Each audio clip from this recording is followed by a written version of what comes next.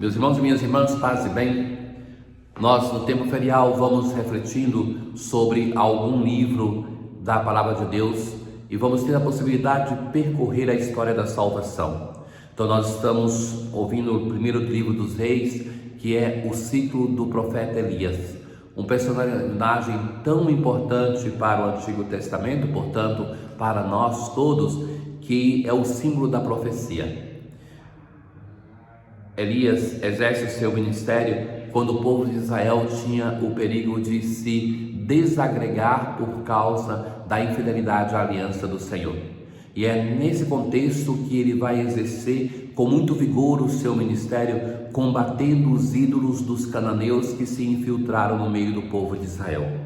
Na antífona de entrada de hoje, o Senhor é minha luz e minha salvação, a quem poderei eu temer? O Senhor é o baluarte de minha vida, perante quem tremerei? Meus opressores e inimigos são eles que vacilam e sucumbem. Naqueles dias, Acabe convocou todos os filhos de Israel e reuniu os profetas de Baal.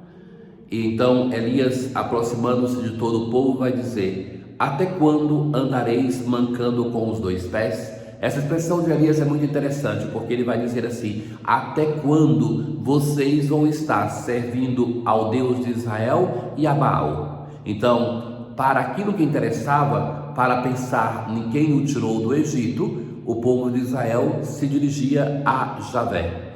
Para conseguir as soluções do dia a dia, então prestavam cultos idolátricos ao Deus dos cananeus, Baal. E então ali tinha 450 profetas de Baal. E então o profeta, de um modo um tanto irônico, vai fazer para eles uma proposta. Vai dizer para preparar eles mesmos um lugar para fazer o sacrifício a Baal.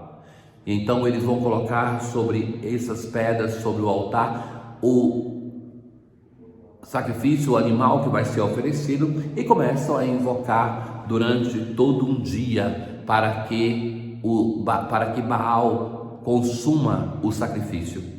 E então isso não vai acontecer, e o modo que o profeta se dirige a eles é um modo muito irônico.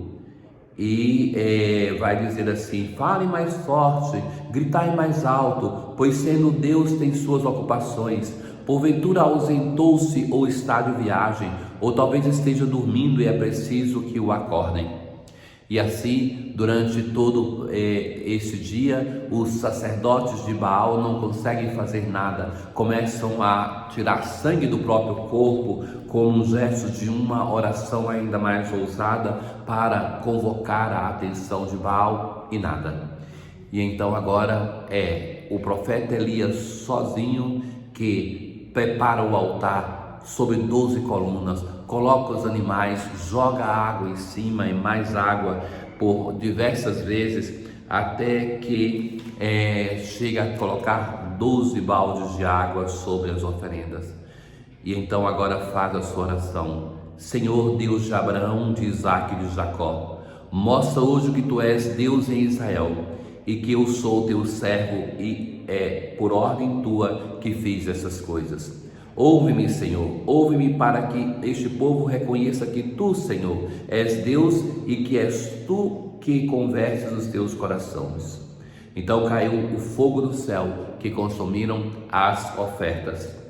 E então o povo prostrou-se com o rosto por terra, exclamando: é o Senhor que é Deus, é o Senhor que é Deus. Então, com esse sacrifício, Elias convoca o povo de Israel a retomar a aliança de fidelidade com um Deus que é sempre fiel. Nós vamos ver no desenvolver da história deste profeta, é ele que vai lutar para que o povo de Israel retome a escuta da lei de Deus, da palavra de Deus, para colocar em prática. Sentindo-se sozinho, sentindo-se como que todo o povo tem abandonado o Senhor, é um profeta que vai sofrer bastante, sobretudo depois deste episódio, no qual ele vai desmoralizar os sacerdotes de Baal e vai começar então a ser perseguido duramente pela rainha Jezabel.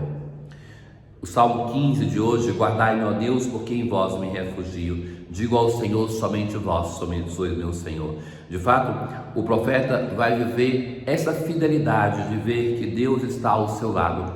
Porque, como eu dizia, que aqui começa a perseguição, sobretudo porque Elias vai degolar esses todos profetas, sacerdotes de Baal, e assim vai cair na desgraça com a rainha Jezabel, que vai persegui-lo, e ele vai ficar desesperado no deserto.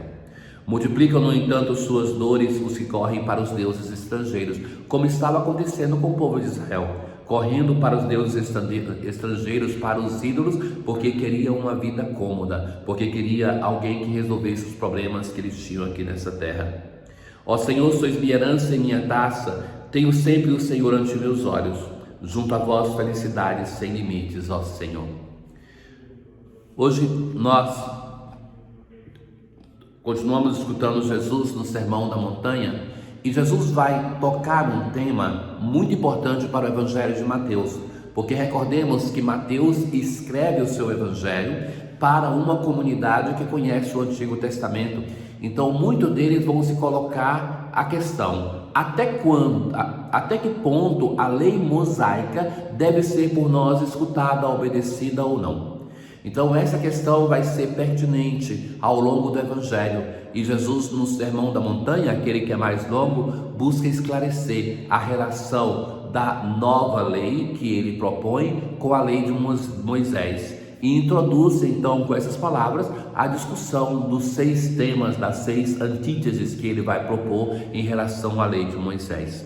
Não penseis que vim abolir a lei e os profetas. Não vim para abolir, mas para dar-lhes pleno cumprimento. Ou seja, Jesus vai se aperceber que a lei tinha sido apresentada por Deus de um modo correto, mas da interpretação, sobretudo dos fariseus e dos escribas, dos doutores mestres da lei, eles vão colocar a lei no centro e não o ser humano no centro. E é justamente esse problema que Jesus busca corrigir. Quando Jesus parece não estar obedecendo a lei mosaica, na verdade ele está colocando a lei do modo que ela deva ser praticada, do modo que Deus quis para o seu povo. Então Jesus não corrige o texto dos mandamentos, mas Jesus corrige a prática equivocada que se imperou no meio do povo de Israel. Em verdade eu vos digo, antes que o céu e a terra deixem de existir, nenhuma só vírgula ou letra serão tiradas da lei, sem que tudo se cumpra. Então, a menor das consoantes, que é isso que Jesus cita, o J, nem um J vai ser omitido para que se cumpra da lei. Então, essa insistência de Jesus é importante porque as pessoas que conheciam a lei mosaica, assim, partiam da lei mosaica para chegar até o Evangelho. Veja que essa é uma mudança que nós vimos nos Atos dos Apóstolos. Enquanto pregavam para os filhos de Israel, a pregação para anunciar Jesus Cristo, ela partia sempre do Antigo Testamento, até que chega o momento em que os apóstolos chegam em terra pagãs e então tem que repensar o discurso para anunciar o querigma, para anunciar a paixão, morte e ressurreição de Jesus, a partir não de uma base conhecida, que era a lei de Moisés. Aqui não, na comunidade de Mateus nós estamos com uma comunidade que conhece. Quem desobedecer ou ensinar outros a fazerem o mesmo, será considerado o menor no reino dos céus. Porém, quem os praticar e ensinar, será considerado grande no reino dos céus. Então, Jesus muda aqui um critério que na prática de Israel, muitas vezes era assim, que eram aqueles que anunciavam para os outros a lei e não cumpriam, que eram grandes. Então Jesus vai dizer que é grande no reino dos céus aquele que coloca a lei de Moisés em prática, como ela foi pensada por Deus. Na oração de hoje, ó Deus, fonte de todo bem, atendei o nosso apelo e fazei-nos, por vossa inspiração, pensar o que é certo e realizá-lo com vossa ajuda. Pensar e realizar aquilo que está no coração do nosso Deus. Tenham todos um bom dia. O Senhor esteja convosco, Ele está no meio de nós. Abençoe-nos o Deus Todo-Poderoso, o Pai, o Filho e o Espírito Santo. Paz.